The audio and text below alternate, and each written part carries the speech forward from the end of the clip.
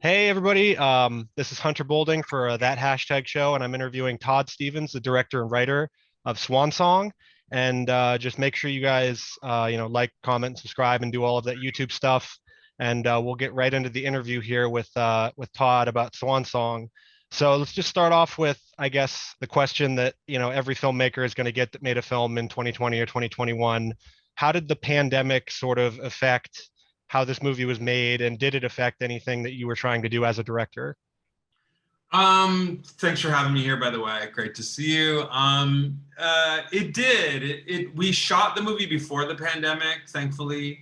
But what it did is it gave my editors and I longer to cut the film. And so a lot of the stuff, like kind of the dreamy stuff, like, is it real? Isn't it real? A lot of that stuff we actually found in the editing, and I don't think we would have had enough time, to explore as much as we did had it not been for the lockdown. So that was like one silver lining in it.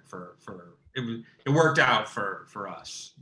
That's interesting, because I had actually had that written down as I was like, should I ask about it if it's really like the sort of dream versus reality thing, or is it just sort of his or Pat's fever dreams or whatever, all the alcohol that he drinks in the movie?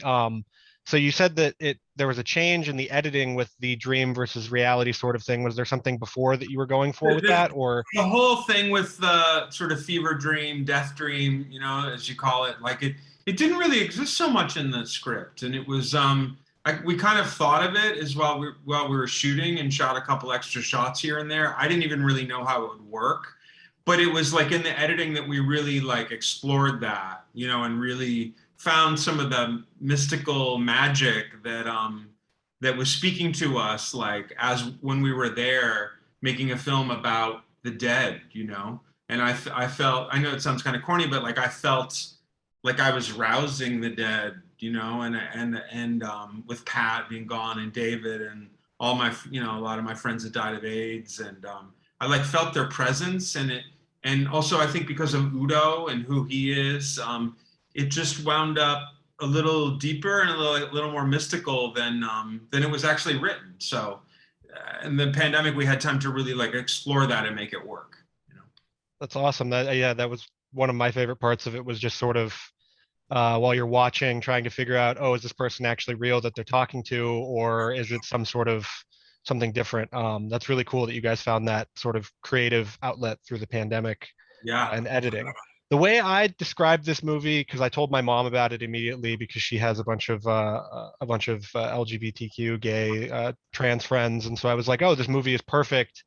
It sort of fits exactly that description, but it also is just like one of the sort of road movies, um, but on like a smaller scale. So how did you sort of capture that road movie? Like there was another road movie that I mentioned, like that's also in Sandusky, Ohio, Tommy Boy, or like Blues Brothers, but it's sort of not a globe trotting or nation trotting story. It's more of just in this one small, Ohio city. So how did you sort of capture that? And Yeah, it's like a road movie where he never really leaves town. yeah. It's kind of funny. Or it starts out a little bit outside of town and then like walks across town. We captured it by, I mean, everything we shot was in my hometown, and it just, most of the stuff we were shooting was really within like a 5 block radius. We were all living, in spare bedrooms that people donated because the movie didn't have a big budget. And even Udo and I were staying, in people's donated bedrooms. And it just, I don't know, I think because it was actually all shot in this real place, that I knew so well from growing up and from visiting, it just had like a reality to. I tried to kind of keep the geography like somewhat correct, Hmm. like, and I don't know, it just translated. But there was really something about us all being together.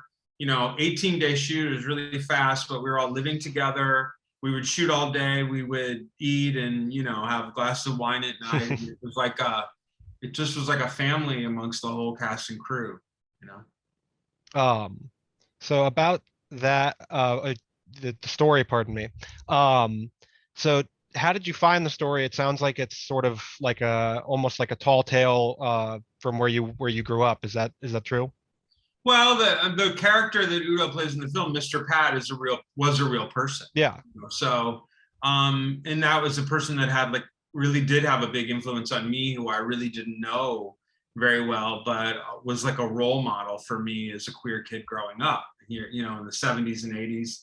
He was a man that was like completely unashamed of himself and was who he was, and that gave me hope and courage. The Yeah. story, the actual like plot of so it's inspired by a real person. I did a lot of research on Pat. I talked to his family, his sister, his nieces and nephews, all of the friends that he had that still survive, and got like a bunch of stories from them. They told me about how he smoked, well, I remember him smoking those cigarettes, and how he held his lighter and how he held his arm and how he folded napkins, that after he died, when they went through his stuff, like there were boxes and boxes of these neatly folded napkins that he did. And so lots of little details I used in the film. But the actual plot of somebody on their final, job, their final like hair job, it just popped into my head one day. It's one of those things, kind of like people talk about, like with songs, it's just like all of a sudden it just pops into your head. It's just there, and I think sometimes those are like the best ideas. Yeah, that's definitely true. I can get that as a writer myself here.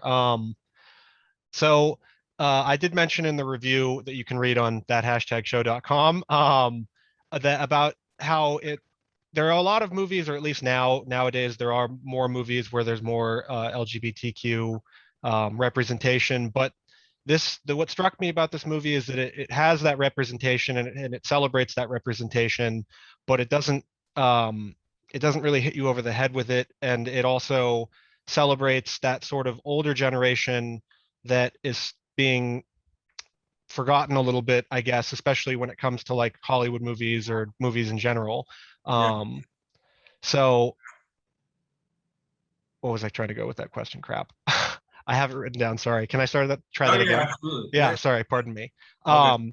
So the movie has a representation for the sort of older generation or the older guard of LGBT or gay people, or so is that something that you feel like an issue in Hollywood, or that needs like more representation, and how would you go about doing that? I think in general, it's hard to get movies made just about older generations of people in general. I remember when I would pitch the idea to like Hollywood producer types, they'd be like, "Oh, you lost me at the word senior citizen." You know what I mean? So, and then add on top of it like a pretty marginalized, subset of senior citizen, which is like an old, queer person. It was very hard to get financing for the movie. Unfortunately, because people want stuff that's like young people, sex, all that kind of stuff. And so I had to do like a Kickstarter campaign, and which Udo actually helped me with. That's how we got the movie financed.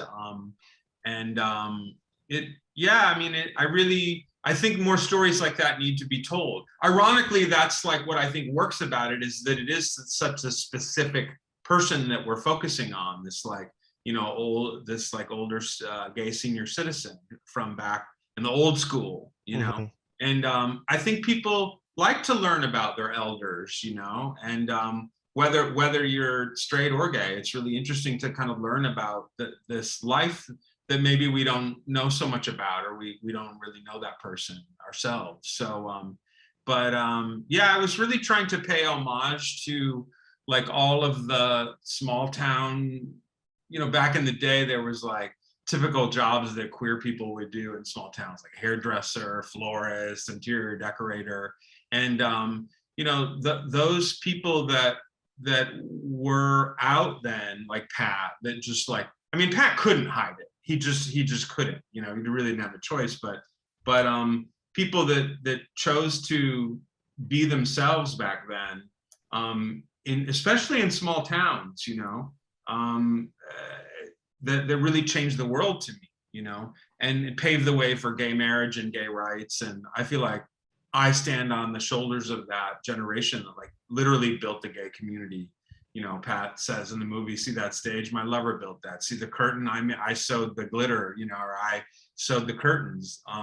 So yeah, I mean, we need to respect our elders. You know what I mean? It's like, even, you know, I meet younger gay kids and it's like they don't really know so much. They maybe heard a little bit about the AIDS crisis, but they really don't know about it. So I was trying to kind of share stories of the past, because I think that we sort of know our past, you know, going into our future. So that was what I tried to do.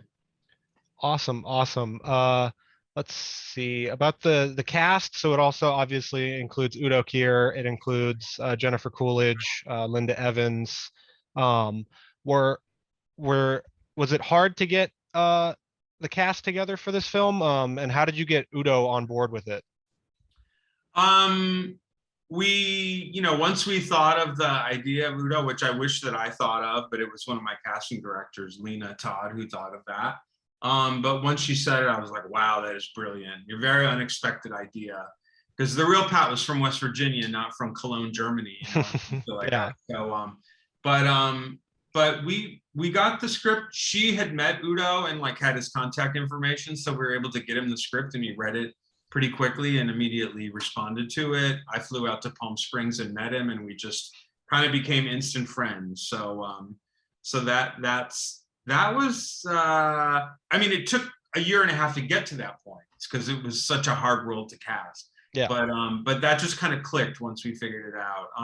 Jennifer Coolidge, many months before we made the movie, she was like my first choice for the role.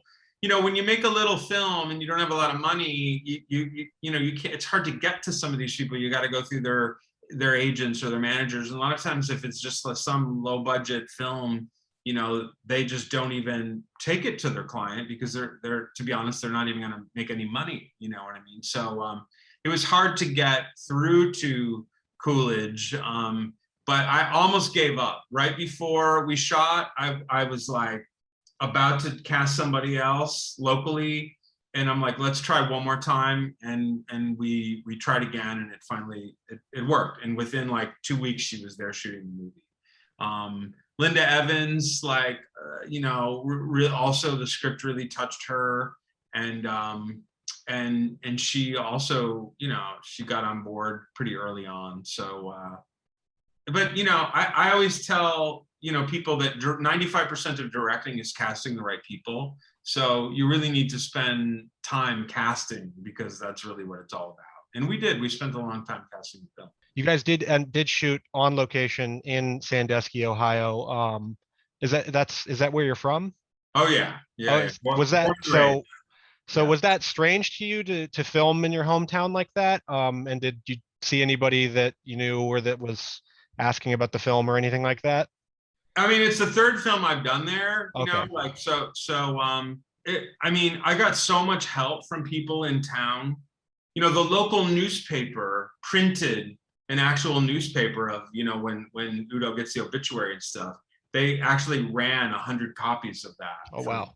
And the big funeral home in town, one of my old friends that I used to play Little League with, like said, pick any coffin, take it wherever you want for Linda Evans, you know, take the stand that it's on, all the lights, take the flowers, you know, whatever you need. And it's like, that's kind of how it was. Like everybody was involved, you know, it was like a grassroots labor of love and everybody pitched in. And I could not have made it without the help of my hometown because I didn't have a lot of money. So, you know, I mean, like I said, literally people were donating spare bedrooms and stuff for us to sleep in. So, because we didn't have money for hotels. So it was amazing to go home and like be so loved by your town. It's like a dream come true for me. Well, I think that'll do it for my questions, but thank you so much for the interview, and make sure everybody to go check out Swan Song in select theaters this Friday, August 6th, and then it's on demand and digital next Friday, August 13th. So go ahead and check it out.